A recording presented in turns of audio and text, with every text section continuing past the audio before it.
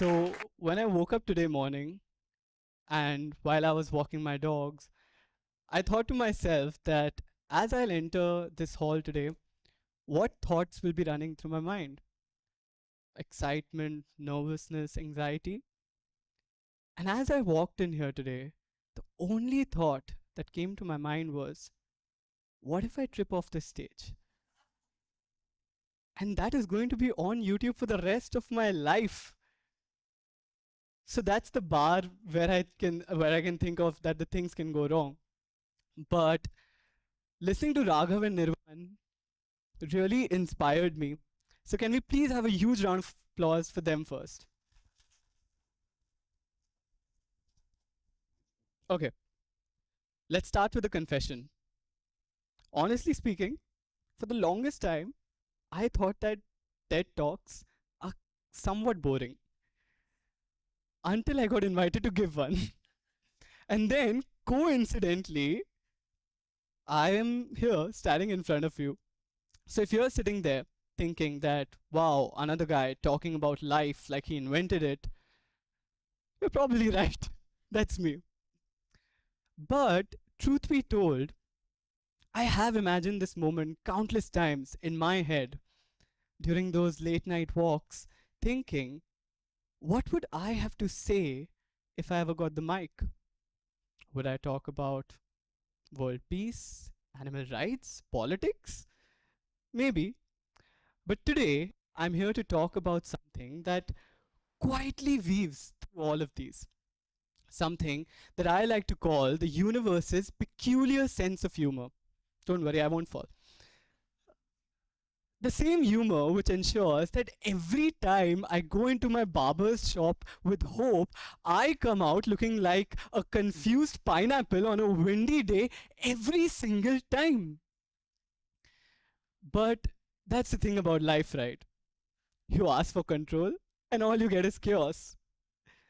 And yet, somewhere in that chaos, those unplanned detours, those awkward haircuts, and those moments that you thought were your lowest make quite some sense later on, like it was all supposed to happen, right? Minus the haircut, actually. That was a personal attack. My barber hates me. But seriously, from Disney to Marvel, isn't that what we have been taught all along? I mean, Mufasa had to die for Simba to rise. Carl had to lose Ellie to go on his greatest adventure. My favorite, Toy Story. Andy had to let go of Woody and Buzz before college so that some other kid can experience the same childhood that he did. Canon events. Peter Parker. He didn't just become Spider Man because of some radioactive spider, but also only after he lost Uncle Ben and realized the weight of responsibilities in his life. या कभी सोचा है कि अगर आदित्य और गीत की वो ट्रेन नहीं छूटी होती जब भी मेट में, तो क्या लिखता है इम्तियाज अली और कौन से तुमसे ही एडिट स्क्रॉल करते हैं हम लोग? But I think what I'm trying to say here is that maybe these stories aren't just fiction. Maybe these are reminders that chaos isn't the opposite of meaning. Sometimes it can be the path to it. A proof that what feels like disruption sometimes can just be destiny in disguise. And that is exactly what the idea of synchronicity is all about. The idea that all those events and moments that throw us off track and make us go, Are yaar, are actually interconnected and meaningful, that lead us to where we exactly need to be. This belief of mine in synchronicity has been shaped by multiple chapters from my own story. For instance, in the 10th grade, suddenly I was told that I alone need to move to Goa for my schooling. Not boarding, but I was told that for a year I need to manage by myself, after which my mom will relocate with me due to some personal reasons. I agreed. Not that I had a choice, but only I knew how terrified I was. And what felt like was stepping into a WWE Hell in a Cell match all alone with my comfort zone. No escape, no way out, just me. And of course, the last thing that I wanted was to leave my childhood friends and the hometown that I grew up in, only to be shipped off like some lost cargo to an alien land which does not even know how to make good samosas. Are you kidding me? I'm sorry, but anything apart from aloo and mutton in my samosas is a crime, and I take that very seriously. But I hated it so much here. Not just because of the samosas, but everything. Because I didn't ask for it, I didn't want it. And so I resisted with everything I had: the new school, the new people, unfamiliar surroundings, cultural shocks, and so on. I was convinced that this is the worst thing that could happen to me. But slowly, things began to change. How? I met people. People who helped me find parts of myself that I had not even met yet. Friends who made me feel so rooted in who I was, yet nudged me gently to grow beyond it, only to help me adapt and not feel like a misfit.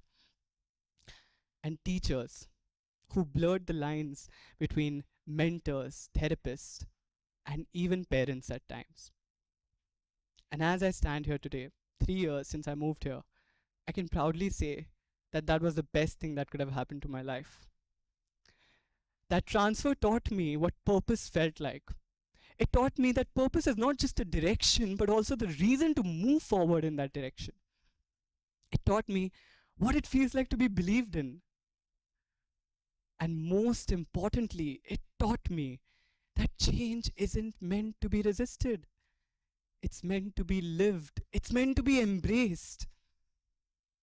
And for the first time, life felt like it was making sense.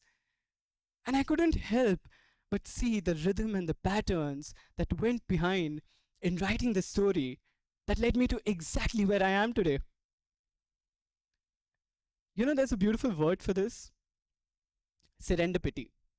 It means a fortunate accident, or as Master Oogway from Kung Fu Panda would say, that there are no accidents. But this philosophical realization happened very recently in my life. You see, for the past 4 years, I had my eyes set on my dream college. And like many of us do, I worked very hard.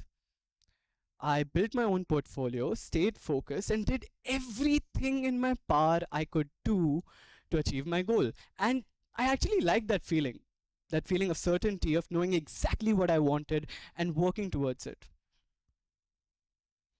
I even cleared all the entrance rounds for this college. I was so excited. But then reality hit. One dinner time conversation with my parents changed everything when they told me that even if they wanted to, they could not support this. I was shattered.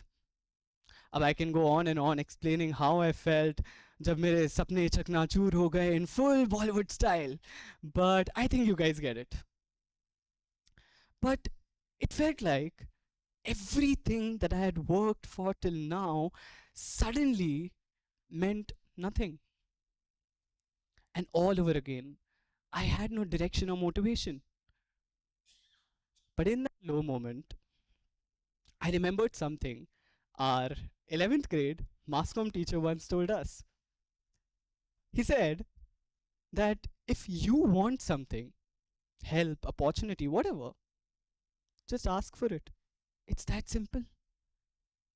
And so I did. I reached out to him only. And as I'm standing here today in front of all of you, I can say that that was the best decision I could have made at that point. Because he didn't sugarcoat things for me. He didn't sympathize with me and my broken dreams like everyone else did. He said a lot of stuff, enough to make me realize that this was surely not the end of it. But you know, out of everything that he said, one of the things that really stayed with me was, Adarsh, you are exactly where you're supposed to be. And you always will be. So tension mat le. Chhod the tension. That one sentence shifted something in me. I realized that change isn't something to be afraid of, because change is not a dead end. It's just a different end.